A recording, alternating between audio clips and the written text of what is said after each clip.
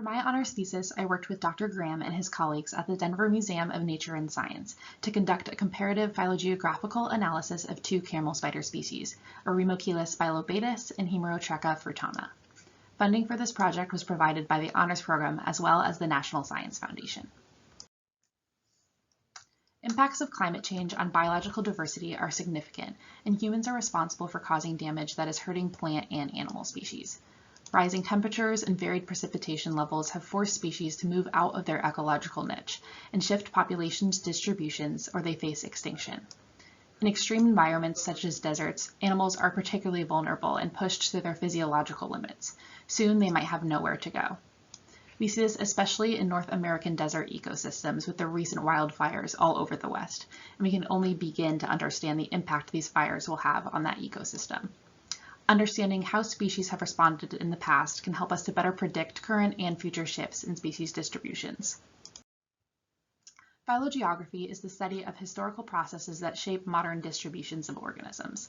It's an integrative approach that usually combines fieldwork, genetic analysis, and climate modeling to explore the history of a species or group of closely related species.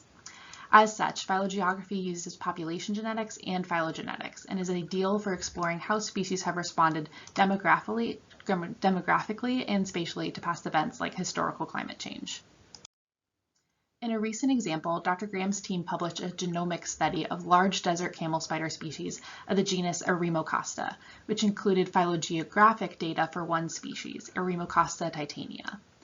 Camel spiders, also known as wind spiders or sun scorpions, are neither spiders or scorpions, and instead represent a distinct order of arachnids called solifuges. Eremochelis is a genus within a diverse North American camel spider family, Eremobatidae. In this study, they used climate modeling to predict how Eremochelis titania has responded to the period of warming that has occurred since the last glacial maximum. So in the climate models, left and center, warm colors indicate areas with climate that are suitable for E. titania. As you can see, the distribution of suitable climate is much smaller during the last glacial maximum. So they hypothesized that most of the species' current range has been recently colonized during a period of post-glacial warming. In other words, the species of camel spider was significantly impacted by climate change and probably evaded extinction during glacial periods by surviving in small desert refugia. Phylogeographic data supports this hypothesis, and as shown on the right, genetic data suggests that the species recently expanded northward following the last glacial maximum. The objective of the study was to use two Eremobatid camel spider species, E. bilobatus and H. fruitana, to investigate how narrowly distributed and widespread species may have differentially responded to historical climate change. Specifically, I set out to test my hypothesis that widespread camel spiders with broader niches are less susceptible to changes in climate and thus underwent less dramatic range shifts, noting that stable populations have higher genetic diversity in these cases. Eremochelis bilobatus is the widespread species used in this study. This is a photograph taken of an E. bilobatus with its legs removed, as well as its chelicera, or pincher-like claws, which are used to distinguish species. It ranges from central Mexico north through a variety of habitats in the United States. The more narrowly distributed species chosen was Hemerotrecha fruitana. This species is found in mid to high elevation habitats in the Rocky Mountains region. It was chosen for the study because its range overlaps with that of E. bilobatus. To conduct my experiment, genomic DNA was isolated from cheliceral tissues, the largest source of muscle tissue content in camel spiders. In the lab, I performed a polymerase chain reaction and amplification of a mitochondrial gene fragment using gel electrophoresis.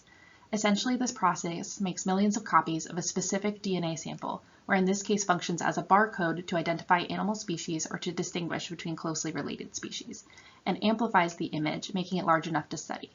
PCR products were cleaned and sent for bidirectional sequencing at Beaton Bioscience in Boston, Massachusetts. Phylogenetic analysis of the new sequence data, shown in red, combined with existing Eremobatid CO1 sequences in black, shows that the samples largely form three clades, each with origins in the Miocene. Zooming in for you shows that clades 1 and 2 are comprised of relatively short lineages compared to those of clade 3. Clade 1 only contains samples identified as H. fruitana, and clade 3 contains E. bilobatus.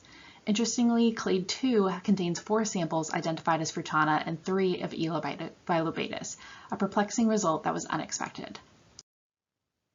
I could not get CO1 data from certain samples, and this was likely because the samples were old and had begun to undergo DNA degradation. Thus, there was not an adequate sample size to address my original hypothesis regarding climate change. That said, some samples did yield good quality DNA data that provided new insights into the evolutionary history of Eremobatids. A haplotype is a unique sequence of DNA. Two individuals, for instance, would have identical CO1 haplotypes or different haplotypes if they possess mutational differences. This is a haplotype network for clade 1. The 3 circles in the network mean that the 10 individuals sampled had a total of 3 different DNA sequences. The circle in the middle represents a hypothetical ancestral haplotype.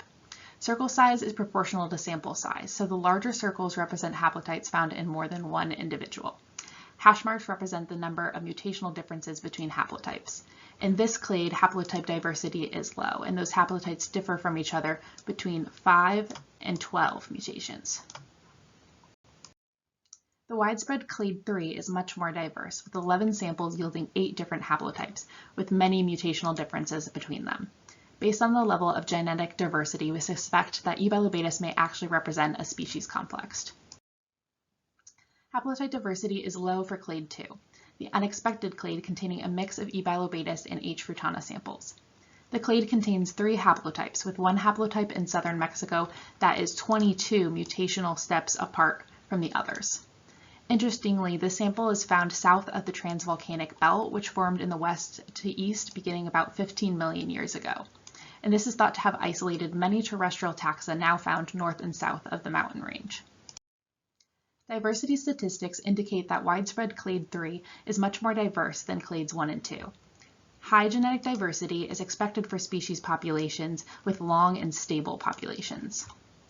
Clade 2 has a Tashima D value, which is a measure of genetic diversity combining the mean number of pairwise differences and segregating sites in 2 genetic sequences.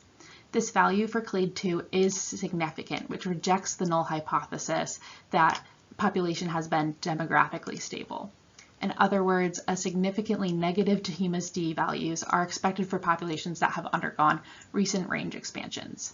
Additionally, Tashima D is not significant for clades 1 and 3, which leads us to fail to reject our hypothesis that population sizes have remained constant. 2 hypotheses can be proposed to explain clade 2 as represented in this figure. Mitochondria are shown as green ovals and nuclei as blue circles.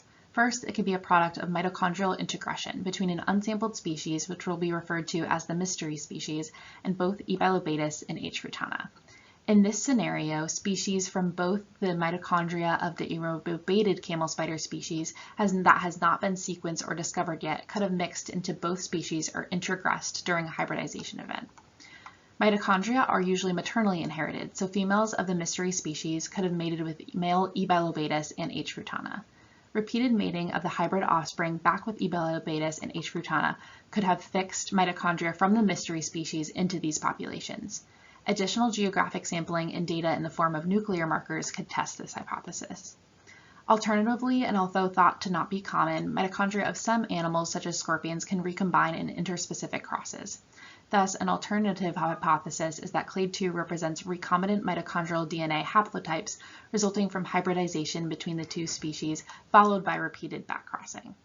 In this scenario, mating between the 2 species could have allowed heteroplasmy, where 2 different sets of mitochondrial DNA remain in the cell zygote during formation. Although considered rare, this scenario can occur in interspecific processes because the mechanism enforcing maternal mitochondrial DNA elimination can break down. This is because as genetic divergence between the species increases, it's less likely that sperm mitochondria will be recognized and eliminated in the zygote.